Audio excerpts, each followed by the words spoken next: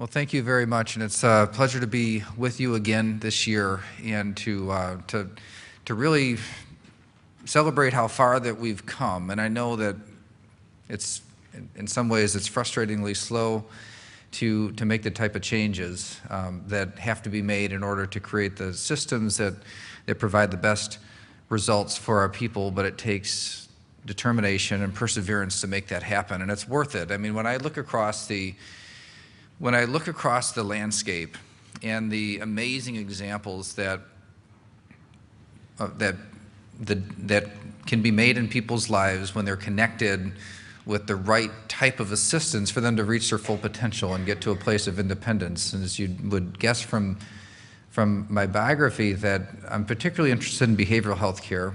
If this is an area that has been there's a lot of silos in healthcare anyway, but this that's like extremely siloed off into a different place, and it stands to reason that you're never going to get the best results for a person long term on physical or behavioral health if the care isn't coordinated and we don't recognize that if behavioral health is not right, there's very little chance that that individual is going to manage their physical health very well.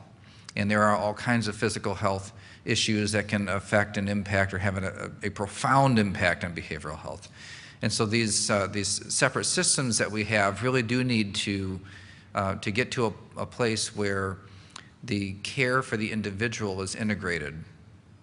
And that means a lot of different things. There's a lot of backroom office or office issues and regulatory issues and payment issues and information flow issues that get in the way of that happening. And there's a lot of fights over it too. I mean, I definitely will acknowledge over the last year or so this notion of who handles the claims, who actually handles the paperwork behind the claims. It's been a very controversial issue.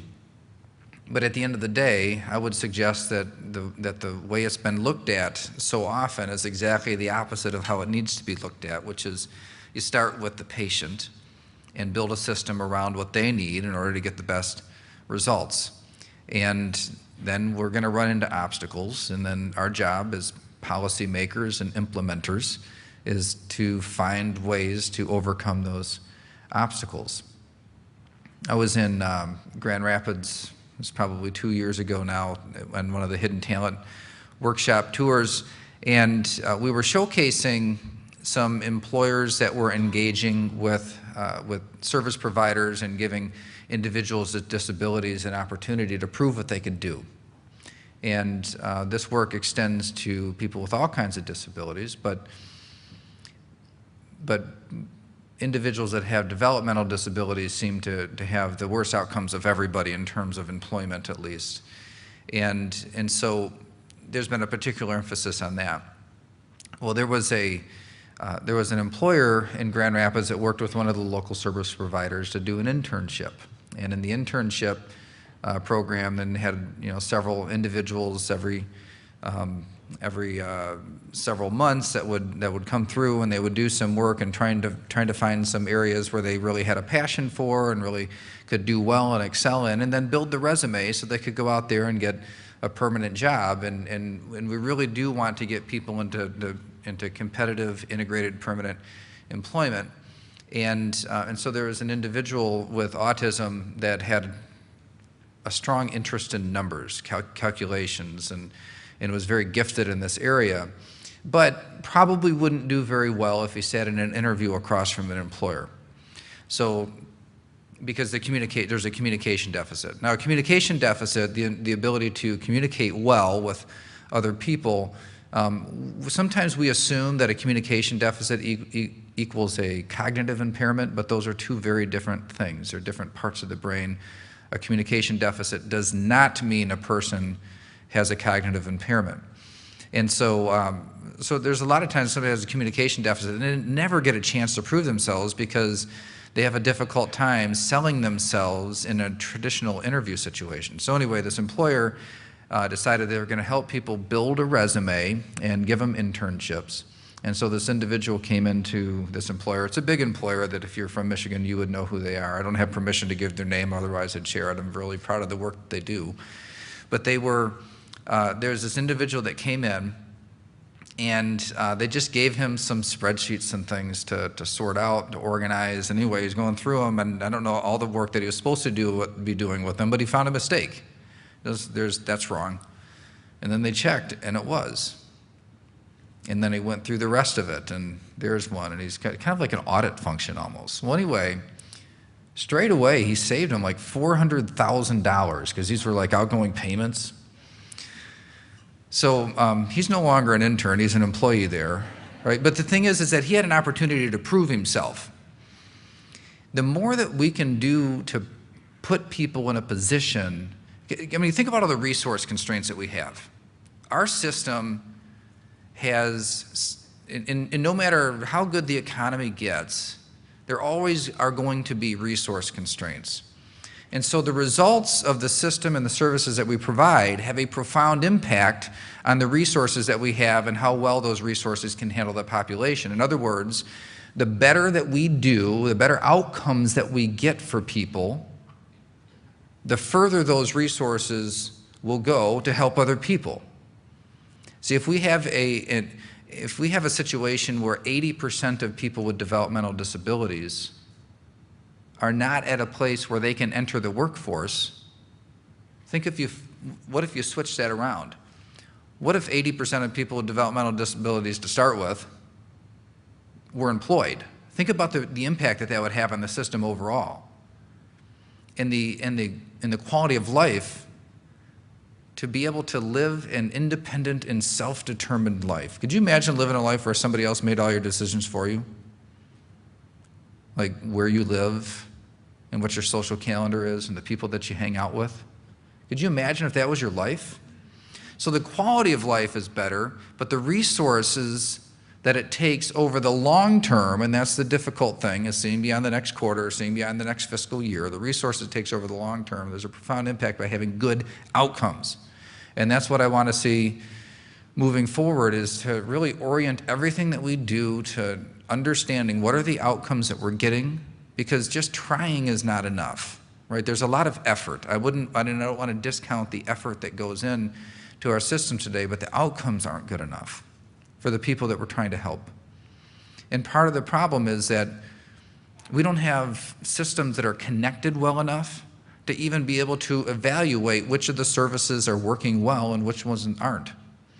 And some of these things, they seem intuitively like they ought to be simple. And I know that we can do amazing things with technology, because it's kind of scary what I see happening in terms of, like, you know, when my family, sometimes when we go on the road, we don't know how far we're going to get with 3 kids. You don't know how far you're going to get. So we don't plan like where we're going to stop at a hotel. And so we just kind of do it on the fly. And so when everybody's getting a little antsy, you know, we're going to look at the next town up and see what the hotel options are, and go to hotels.com or something like that, and you look at one, well, and then somehow like 15 minutes later on Facebook, that hotel that I was looking at pops up like in a commercial for it in the feed, right? I mean, like connecting information, there's a lot of pretty amazing and almost scary things that can happen. But in the healthcare world, the regulatory and reimbursement and the system silos make it so much more difficult to happen. So I know technology is there. The question is, what are the obstacles in the way of making it happen so that we know what the outcomes are of the services that we're providing? With the Mental Health Diversion Council, where we're trying to make sure that we don't try to treat mental illness with the criminal justice system, just trying to develop and build a system to know how well the interventions work, it's surprisingly difficult. You know, what seems like it ought to be intuitive, and a lot of this work is intuitive, right? If a person has a developmental disability or a behavioral health issue of some sort, and it has led to the commission of a crime, throwing that person in jail might not be the best answer. In fact, I'd submit that most of the time it's not the best answer. And so we put together this plan. This is a diversion plan. It looks at all these intersection points where you have a fork in the road, and we could go to treatment, or you could go to incarceration, or like the traditional criminal justice system. So there's that first interaction with law enforcement. Okay, we need to train up law enforcement to recognize things like autism or developmental disabilities or schizophrenia or bipolar disorder. I mean, and then how do you de-escalate situations so that you have the maximum number of outcomes still on the table and keep everybody safe, including the officer and the individual, and then divert them into treatment. So you got that first intersection point. And then there's a decision. Maybe because of whatever happened, they have to make an arrest, but now they're going to go into the booking process. A whole nother set of decisions that can be made in that pre-booking and booking process. And then let's say that they do get booked. Now they're going to go into interactions with the court and the prosecutor, and there's another intersection opportunity. And even if the person still needs, because of whatever they did, to go to jail or to prison, that there's another intersection opportunity to divert into treatment, and then a person is released back into the community. How do they get connected to treatment there? All that stuff's intuitive, right? I mean, everybody look at that and say, that makes sense. We should make sure that people get connected to treatment if there is a behavioral health issue or a mental illness. But what are the outcomes of the efforts? So we put this diversion plan into action. What's the outcome? Well, it turns out that there are so many roadblocks and obstacles to getting the information to know how well the long-term outcomes are that it's difficult to make the case with assurance that what we think is true, diverting into treatment is better than jail, but does it actually reduce recidivism? Does it increase employment? Does it do these things? And so we struggle now through building a system, working with Michigan State University on building a system to take data from dozens of different places that we would need to get it from, and then can we get that data? Are we allowed to see that data? Can we analyze it and then determine what are the long-term outcomes of the diversion plan? And that's just one tiny example that affects a very small group of people across our state. Now, extrapolate that. I mean, there's so many challenges with getting the information we need to determine what are the outcomes and what interventions result in the best outcomes.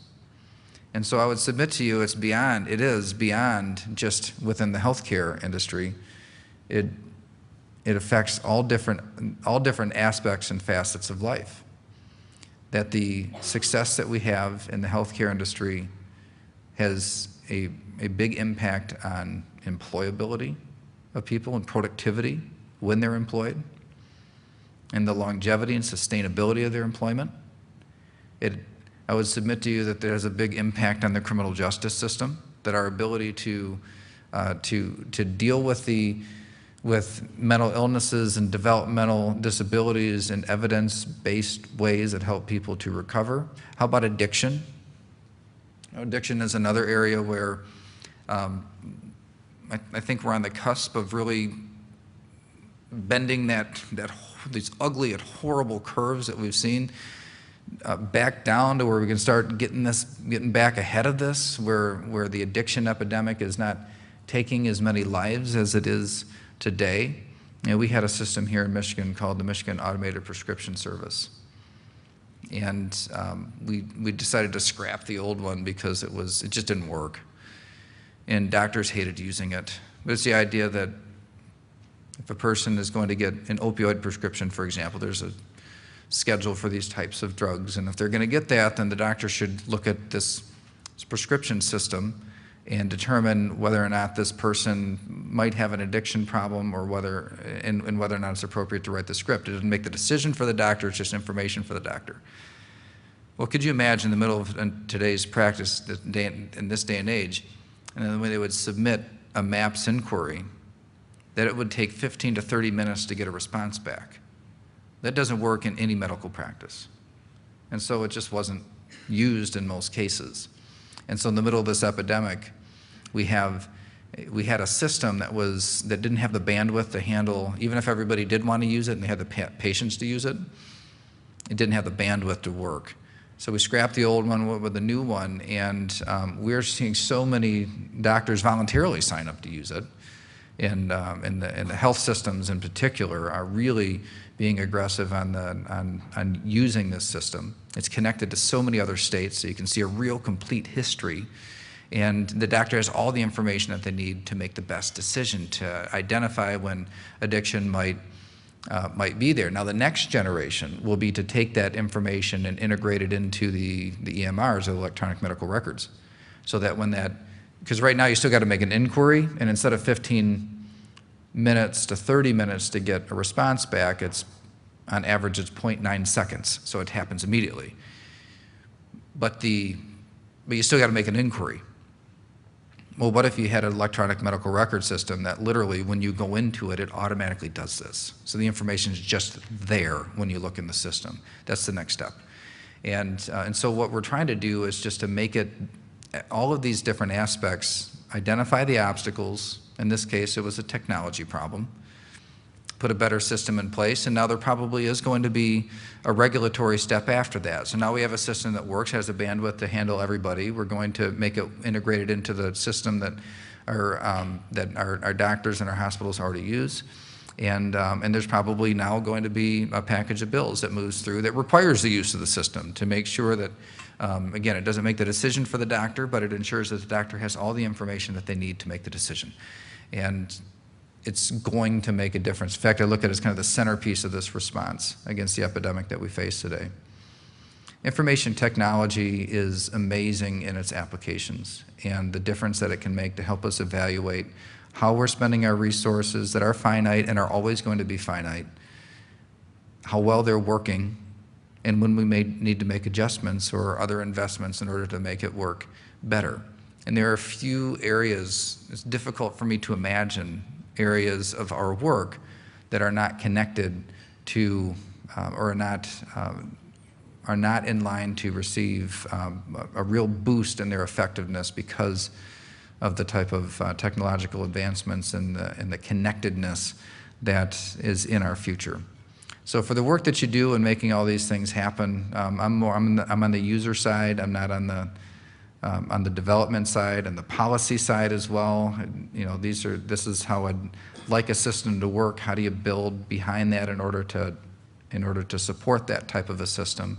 I know there's a lot of people in here that work in all these different facets of making that happen. So I want to thank you for your dedication to it, and I'll continue to look to partner with you on making the best policies that we can when it comes to the development within state and federal policy and government, and the way that repayment and reimbursement and all those things work. But I'm also looking for insight on what the real roadblocks and the obstacles are. And by the way, we pride ourselves on having a close relationship with our federal partners, regardless of, you know, sometimes you'd be on the same side of the aisle or not. You can be on different sides of issues and things. But this is something that we take very seriously. And if there's a state policy roadblock, we can really go right to work at that. If there's a federal policy roadblock and on bringing this stuff together, we're usually pretty well positioned to put that on the table and to explore what the solutions and outcomes could be. So thanks for your work, and I think I've got time to take a few questions. Hi, Tom Simmer from Blue Cross Blue Shield of Michigan, and also on the MiHIN board. First of all, thank you for the excellent presentation and for what you do every day. It has meant a lot to a lot of people, and a lot of the people that we cover. From the standpoint of health information technology, I also want to thank you and this very tech-friendly administration for sustaining MiHIN in accomplishing what it has and really turning Michigan into a leader state for exchanging information. Building on that, what I perceive as one of our biggest barriers is that we have to create a long-term planning process to create the infrastructure that actually works to establish a lot of these different use cases. And the funding mechanism is more hand-to-mouth, while the need is for long-term planning. The federal government, which you mentioned the partnership, and I appreciate that, has set out a 90-10 sharing for advanced planning purposes. And I was wondering what your outlook is for our being able to take advantage of that federal partnership to put our health information exchange in Michigan on a long-term funding basis. Yeah, great suggestion, and thanks for the partnership with Blue Cross and making so much of this happen. I can't say that I've evaluated that particular program opportunity. I mean, 90-10 partnerships are usually good ones to get involved with. But in terms of the long-term planning, or how do you really sustain what's happened, so we put more into information technology probably than any other administration in the history of Michigan. Part of that is the nature of the type of governor that we have, but it's also just the way the world's going. And our systems were very, very old. And I don't actually know what this means, but I remember the governor making a joke about it, about maybe after he's governor, he could be a consultant to the state of Michigan for COBOL programming. And so some of you know what that means. But apparently we have a lot of systems that are on a very, very old, very old platform. And as we've updated these things and tried to connect them, it takes a lot of resources to make that happen. So I'd argue there really are two things that we need to do to make sure that it's sustained over time. Part of it is exactly what you talked about, is having a good plan. So you have a really strong plan in place. Good, strong plans tend to survive turnovers in legislatures and administrations. And so when there's a logical next step and a plan laid out, then, but I would take it one step further. The plan does have to be connected to outcomes. So the more that we can do to show that here are the investments that were made as part of this plan in the past, and here's the impact, here's the information you have now to make decisions, here are the outcomes that we got for our people because of that, and then here's the next step for the plan. You put those things together, a strong long-term plan with information that they can use to manage, and then the outcomes along with it, you're going to, I think you have a real good shot at sustainability in it. You're always going to have turnover in people that are elected to make some of the decisions, the appropriations decisions and the policy decisions, but it's just the nature of it. But I could give you many, many examples of things that have gone from one administration through and carried on to the next. And the difference tends to be a solid long-term plan tied to good outcomes. Thank you. All right, any other questions?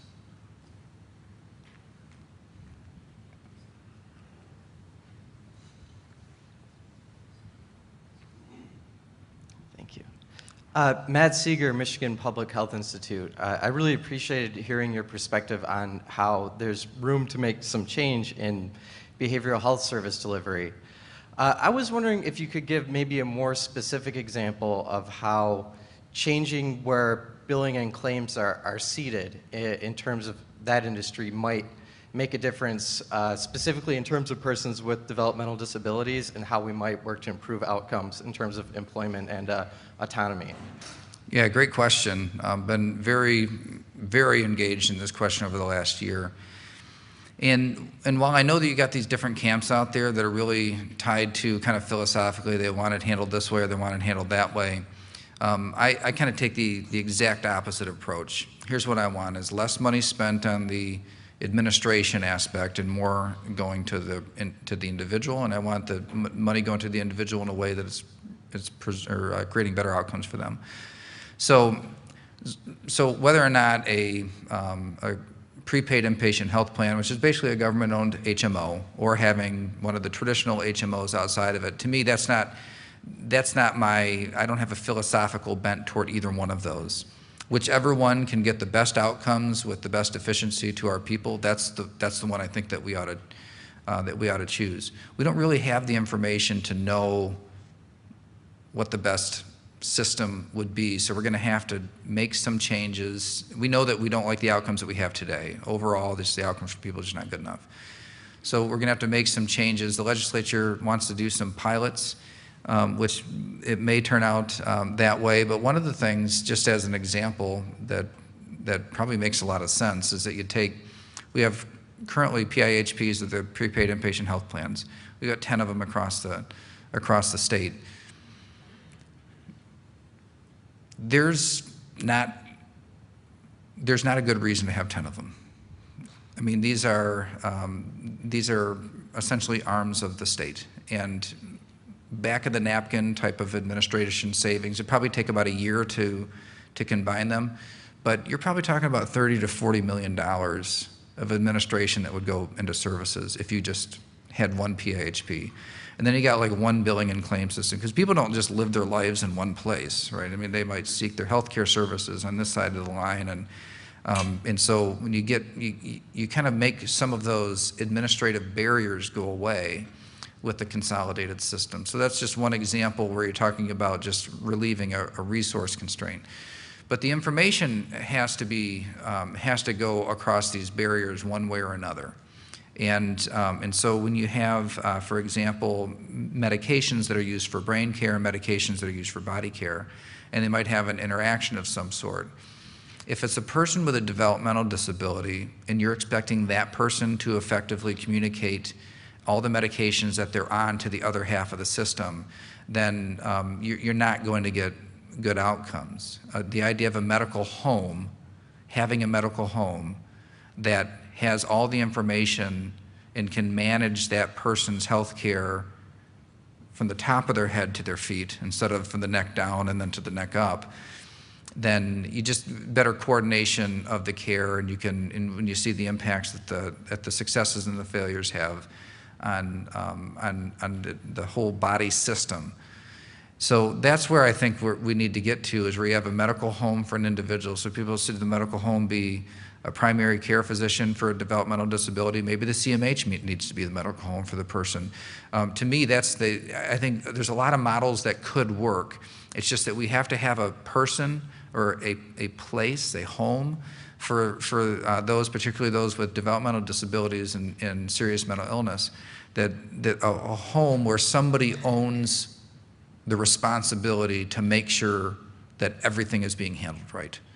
So that's my dream would be to get to a place where an adult who has a developmental disability has the type of support that they need and transportation they need to be involved in the community in whatever ways they want to, just like you're involved in your communities the way that you want to be, so that they be involved in the communities the way they want to be, and that they can go out there and find that job that they're passionate about, that they want to do, that they can be really productive at, and so you put those things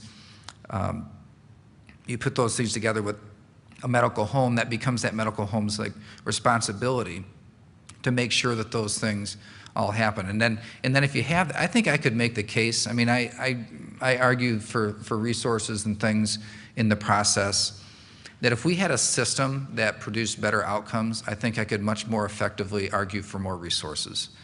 And that's really, it's kind of a chicken or egg thing. The system keeps on saying, giving me more resources and I'll get better outcomes for you.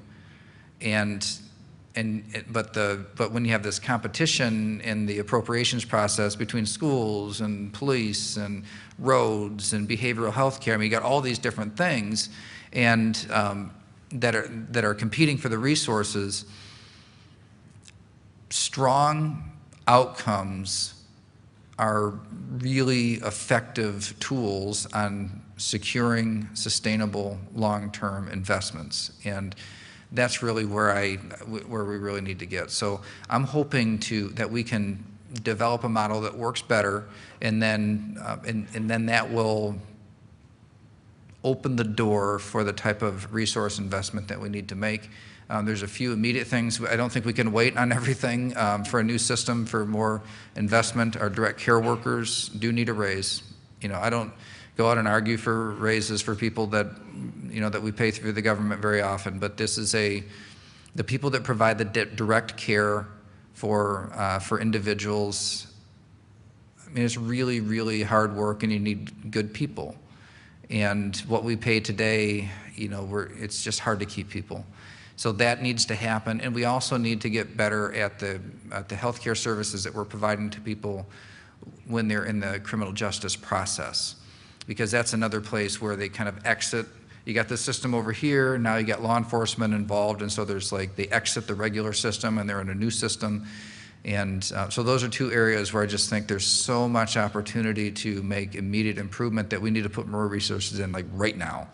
And but for the rest of it, I think overall globally that the key is the medical home and having a payment structure that allows for the medical home to care for the entire person's body. And that is all the time we have for questions. Thank you so Thank much. you so much for the invitation to be here.